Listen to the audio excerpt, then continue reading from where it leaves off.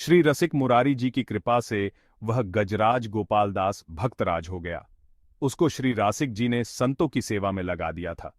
वह खूब संत सेवा करता था। संत समाज को जहां देखता वहीं झुककर प्रणाम करता था। वह हाथी बंजारों के यहां से बोरे के बोरे चावल, दाल आदि अनाज और खाद्य वस्तुएं लाकर संतों की जमात में पटक देता था। एक बार सभी बंजारे मिलकर गजराज गोपालदास जी के गुरुदेव श्री रसिक मुरारी जी के स्थान पर शिकायत करने पहुंचे और कहने लगे, आपके शिष्य गोपालदास हाथी हम लोगों का सब माल जबरदस्ती बिना रुपए दिए उठा लाते हैं, हमारा बहुत नुकसान होता है। श्री रसिक मुरारी जी ने समझाया कि जोर जबरदस्ती बल का उपयोग करके बंजारों का सामान मत उठा लाया करो, ये काम निंद्य है। तब से गोपालदास जी आश्रम से कुछ रुपया ले जाते और बाजार से सामान ले आते। श्री गजगोपालदास जी का नियम था कि जब कभी स्थान में कोई विशेष महोत्सव, भोज भंडारा होता तो जब संतों की पंक्ति भोजन करके उठ जाती तब वे आते और संतों की सीत प्रसादी पाते। अन्य समय भी गोपालदास जी संतों की सीत प्रसादी पाते अथवा गुरुदेव के भोजन प्रसाद पाने के बाद उनके पत्तल में की सीत प्रसादी पाते। संत वैष्णव वेश, तिलक, तुलसी कंठी मात्र में भी गोपालदास जी बड़ी निष्ठा रखते थे। संतों से उनका ऐसा प्रेम बढ़ा कि उनके साथ संतों का समूह था। इससे गोपालदास जी की बड़ी ख्याति फैली। इनका चमत्कार सुनकर बंगाल के नवाब शाह शुजा को चाह हुई कि ऐसे अद्भुत हाथी को हम अपने पास रखें।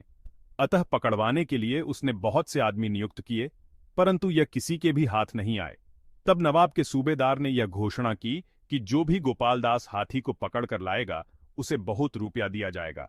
वही पास में एक व्यक्ति जो था तो नकली साधु, परंतु समाज को ठगने के लिए साधु का वेश धारण किए रहता था। वह नकली साधु जानता था कि गोपालदास जी वैष्णव वेश में बहुत श्रद्धा रखते हैं। लालच में भरकर वह साधु वेशधारी गोपालदास जी को पकड़ने के लिए गया।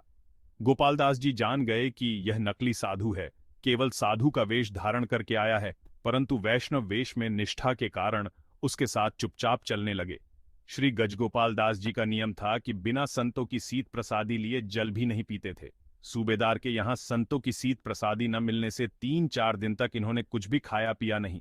सूबेदार ने सोचा कि इसने तो यहाँ का पानी भी नहीं पिया, हो सकता है ये गंगाजल अवश्य ग्रहण करे। तब सूबेदार के कहने से नौकर चाकर इन्हें जल पिलाने के लिए श्री गंगा जी की धारा में ले गए। श्री गंगा जी का दर्शन करके इन्होंने सोचा कि इस भगवद विमुख सूबेदार के यहाँ रहने से और बिना संत सेवा के शरीर धारण करने का क्या लाभ। गंगा जी की धारा में प्रवेश करके गुरुदेव भगवान का स्मरण करके इन्होंने अपना शरीर छोड़ दिया। अपना कार्य पूर्ण होने पर श्री रसिक जी को जगत से जाने की इच्छा हुई।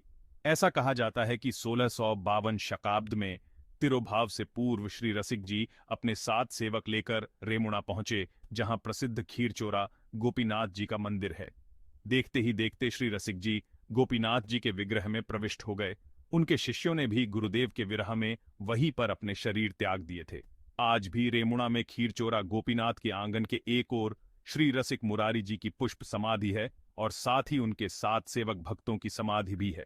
श्री रसिक जी के तिरोभाव के उपलक्ष्य में रेमुणा में प्रत्येक वर्ष 12 दिन का विशेष महोत्सव मनाया जाता है, जो माघ महीने में शिव चतुर्दशी से प्रारंभ होता है।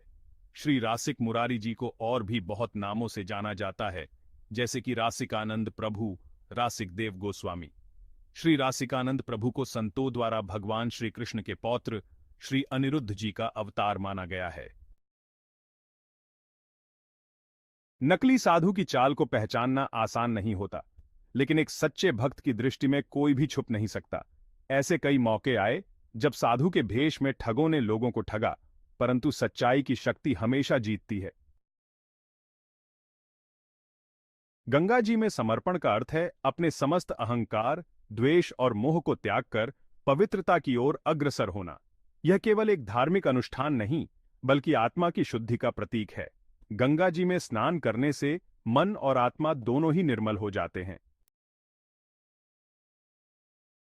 श्री रसिक जी का तिरोभाव एक ऐसा क्षण था जब सभी भक्तों ने एक गहरा शून्य महसूस किया।